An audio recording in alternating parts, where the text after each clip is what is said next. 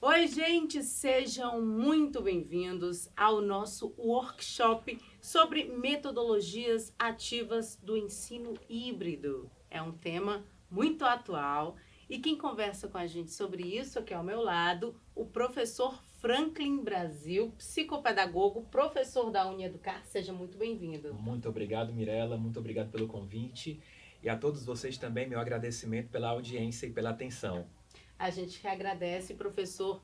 E nesse workshop, como eu já disse, né, vamos tratar sobre metodologias ativas do ensino híbrido, né, um assunto atual, um assunto importantíssimo de ser discutido.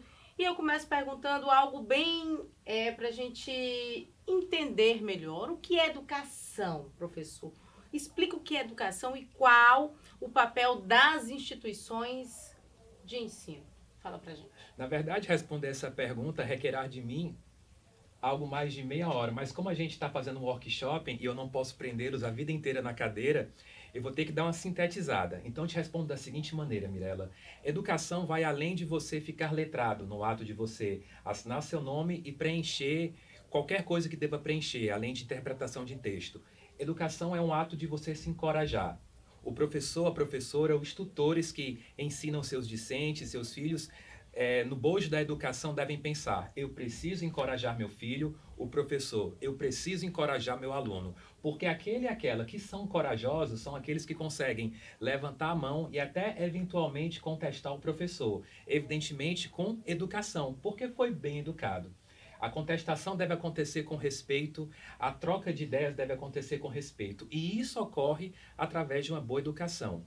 Então, para sintetizar, para resumir, a educação é o ato de você estar letrado em várias competências e, sobretudo, estar corajoso para ficar atrevido e você buscar sempre aprender mais. Que bacana. Eu perguntei sobre a educação para a gente, de fato, já entrar no assunto, já ficar por dentro do assunto, porque a gente sabe que existe o modelo tradicional, Claro. né, cartesiano.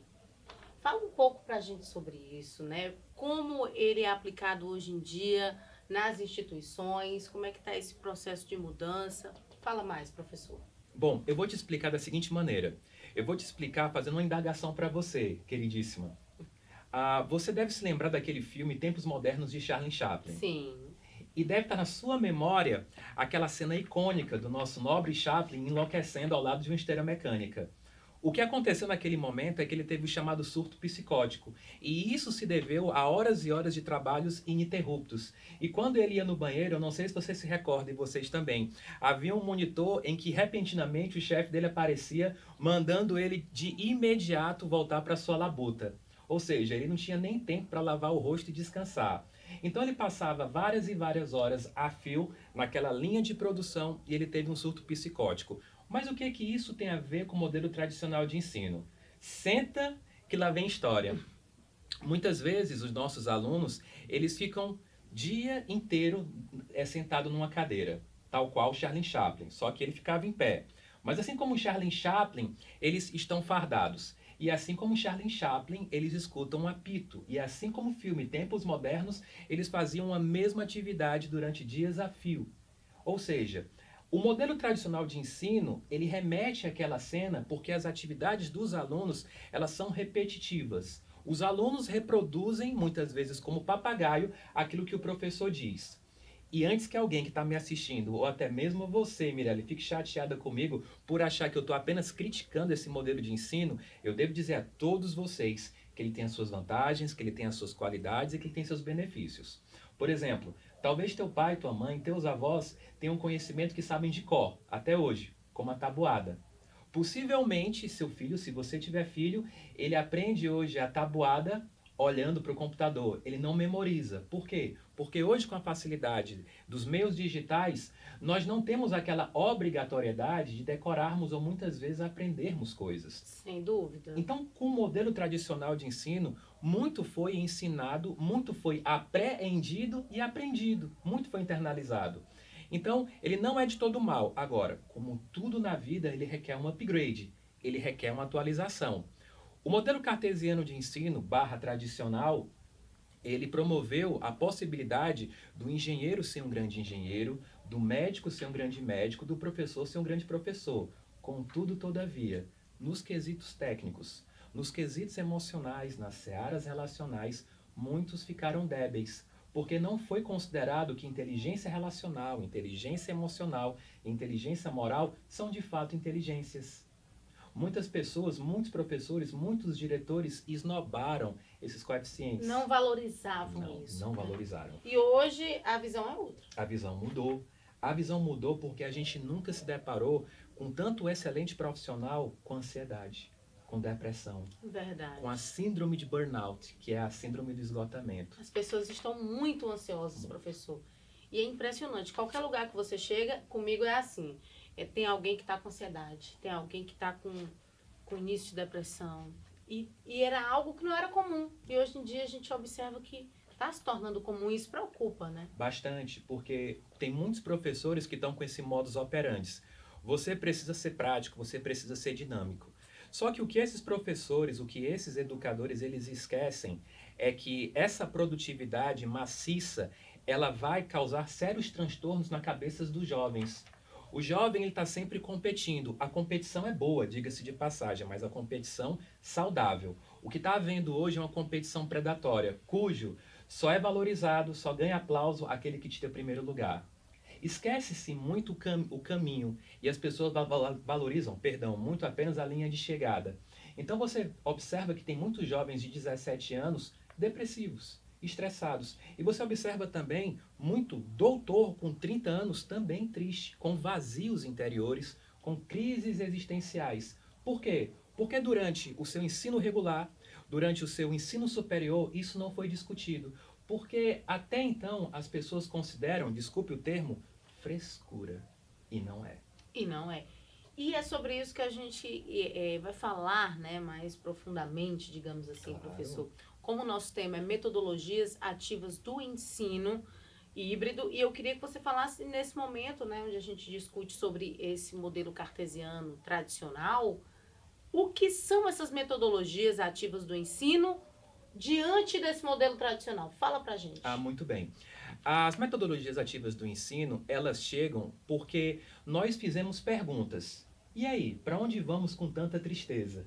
E aí, para onde vamos com tantas dúvidas existenciais? Então, metodologias ativas do ensino, elas chegam não para escantear, não para segregar ou tampouco excluir o modelo tradicional. Esse continua tendo a sua importância. Ser disciplinado, respeitar a hierarquia, internalizar conhecimento é deveras necessário, como diz o meu avô, professor de português. As metodologias ativas do ensino, elas chegam para responder essas indagações que as tradicionais não conseguem. Por exemplo, será que é feita essa seguinte pergunta para o aluno na sua formação? Você aceitaria propina? Perdão. O professor, muitas vezes, ele observa que o seu aluno ele não consegue lidar com o diverso, porque o aluno ele interpreta o diverso como adverso. E o professor deve ensinar para esse aluno o que se trata inteligência relacional. Então, as metodologias ativas do ensino, elas chegam para ensinar os seus discentes, seus alunos, o que se tratam essas múltiplas inteligências que precisam serem, digamos, melhor exploradas. A inteligência relacional, a inteligência moral, a inteligência existencial e tantas outras. Então, os professores precisam estar, de fato, a par de tudo isso. Eles precisam. Não é que eles devam se tornar psiquiatras, psicólogos, profissionais da área da saúde mental, mas eles precisam se debruçar em livros que tratem disso. E há vários. Eu posso citar aqui vários professores que fazem isso com maestria. Professor Leandro Carnal, um historiador, que ele é uma celebridade hoje no Brasil. Professor Mário Sérgio Cortella, professor Clóvis de Barros Filho, professor Luiz Felipe Pondé, professor Rubem Alves. Todos esses são maravilhosos e eles dão ênfase nessa metodologia de ensino que prima pelo protagonismo do aluno, que instiga o aluno a levantar o seu braço e fazer com que esse pergunte ao professor, professor, por quê? E por isso, professor, é tão importante esse workshop da gente, essa conversa aqui, para que as pessoas, né, que desejam aí ensinar, se aprofundar nessa área, estejam a par de tudo isso, das metodologias ativas do ensino, como de fato, utilizá-las no dia a dia, na rotina de um professor? Exatamente. É importante também que quando a gente fale em metodologias ativas do ensino, nós não a interpretemos como ludicidade que não tem objetividade. Há ludicidade, mas com muita objetividade e muita praticidade. O que acontece é que os alunos e as alunas, eles ficam chateados por ficarem horas a fio sentadinhos prestando atenção num professor ou professora. Isso é cansativo para você, possivelmente, que é uma adulta. Isso é muito cansativo para mim, que também sou um adulto. Nós não temos, muitas vezes, capacidade de retenção de conteúdo por mais de 1 hora e meia. É imperativo que nós gargalhemos. É imperativo que nós contemos uma piada. É imperativo que nós façamos uma analogia, que nós contemos uma história. E dá para ensinar conteúdo dessa maneira. E dessa forma, o nosso aluno ele vai se sentir convidado a participar da aula, porque ele vai perceber, caríssima Mirella, que ele pode ser um agente construtor de conhecimento. Olha só que coisa. O aluno ele percebe que ele pode abrir aspas e fechar aspas com alguma colocação dele. E o professor vai dizer, meu querido, minha querida, olha que afirmação interessantíssima, virou complemento de conteúdo. Então, muitas vezes... Ele vai se sentir, né, valorizado. Ele vai melhorar a autoestima dele. E uma coisa que eu sempre bato na tecla, muitos de nós estamos com baixa autoestima. Muitos alunos chegam em sala de aula cabisbaixos. Muitos alunos sequer conseguem olhar o professor no olho, porque eles se acham feios, porque eles se acham incapazes, porque eles se acham pouco inteligentes. E quando o aluno, aliás, o professor e a professora diz, Mirella, você é capaz. Mirella, o que você diz tem tanta pertinência, faz tanto sentido, que aí você vai se atrever, se arriscar a fazer mais. E só uma frase, né? Só uma palavra faz toda a diferença. Faz toda a diferença. Muda a vida de alguém, né? Muitas vezes eu me colocando aqui no lugar, né? Como aluna nesse momento. Esse distanciamento aluno-professor não é bom, né? Esse distanciamento é muito perigoso. Ele é muito perigoso. Você está muito correta quando diz isso. O professor, ele precisa entender uma coisa. Ele precisa entender que deve ser alguém humilde. Mas calma, gente, que não é humildade andar com roupa rasgada, meia rasgada, não é nada disso. Não é fazer voto de pobreza financeira. Não tem nada a ver. Não tem nada a ver. A humildade, Mirella, sou eu me aproximar um pouquinho mais de você se acaso eu não escutar o que tu diz. Humildade é o professor descer do palanque, do pedestal dele e se alinhar com o aluno para que esse aluno veja, percebam que ele se trata de um ser humano de carne e osso que nem ele. Então, quando o professor ele promove essa interação com o seu aluno, ele está ganhando, digamos assim, um cliente. Ele está fidelizando a clientela dele.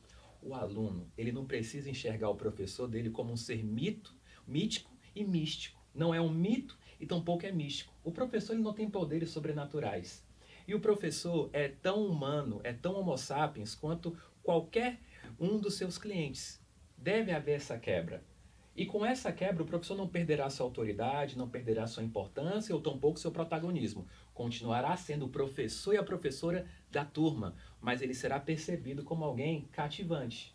Sem dúvida, o sucesso do aluno é o sucesso do professor. É uma via de mão dupla. Que bacana. Olha, o nosso bloco acaba agora, mas a gente volta já já, viu, professor? Volta com outro tema. A gente vai falar sobre a necessidade de metodologias ativas para o ensino híbrido. Na verdade, é um tema dentro do nosso workshop. Fique aí, a gente volta já já.